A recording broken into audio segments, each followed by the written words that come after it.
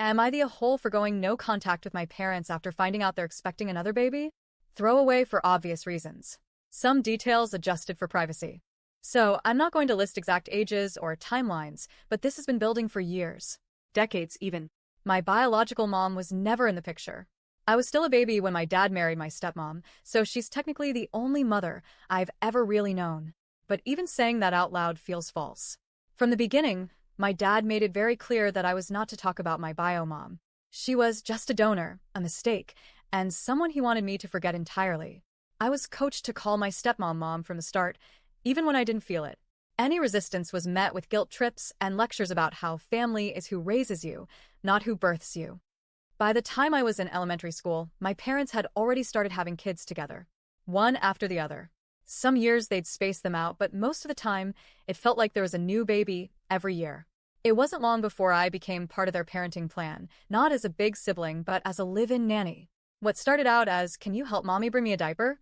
quickly turned into, "You're feeding the baby after school," and eventually, "You're staying home today to babysit." And I don't mean occasionally. I mean, I was pulled out of school multiple times a month. Sometimes, I get all ready for class only to be told I was sick today and needed to stay home with the babies. The expectations only grew. By middle school, my chores included cooking, cleaning, changing diapers, bathing toddlers, and keeping the house spotless when guests came over. I had to take care of my stepmom when she was recovering from giving birth, run errands after school, and even pick up takeout for the family on my own dime sometimes. There were times they had so many kids in the house, I couldn't even get a quiet moment to myself. They moved me into a bedroom that shared a door with a nursery, so I'd be closer to the infants. That way, if a baby cried in the middle of the night, I could get up and deal with it because my parents needed sleep to be ready for work, or for, more baby making. It became very clear that they didn't just want help, they expected it. And when I pushed back even slightly, my stepmom would throw it in my face. "After everything I've done for you," she'd say, "this is how you repay me?" Sometimes she'd even say things like, "If you'd been born a girl, this would have come naturally." As if being forced to parent your siblings is just something girls are supposed to do by default. Eventually, I was the one managing everyone's schedules, getting the younger kids to school, making sure homework got done, helping them brush their teeth. I was a child, acting as a third parent in a house I had no say in. When my school attendance started raising red flags, I was pulled into interviews. CPS got involved. For a while, things changed. They went into damage control mode. But once the heat was off, everything went right back to the way it was. I was expected to drop out once I was old enough, but my school stepped in before that could happen. That intervention led to me being placed with extended family. It was the beginning of the end. CPS ordered my parents into parenting classes and therapy. I was forced to attend some of the sessions too. I remember crying during one of them and saying, "They keep having kids they can't take care of. I don't feel safe going back." My stepmom's response? "You're not even mine. You don't get to tell me what to do with my body."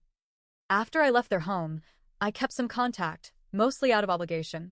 They always talked about wanting to rebuild our family, but nothing ever changed. They never took responsibility. It always came back to how ungrateful I was or how I abandoned them when they needed me. A few weeks ago, I found out my stepmom is pregnant again. Another baby. Another child to be added to the long list of people they'll emotionally neglect and push onto someone else. And something inside me just broke. This was the final straw.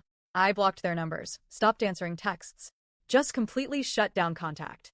I didn't even say anything at first, didn't explain, didn't give a warning. I just left.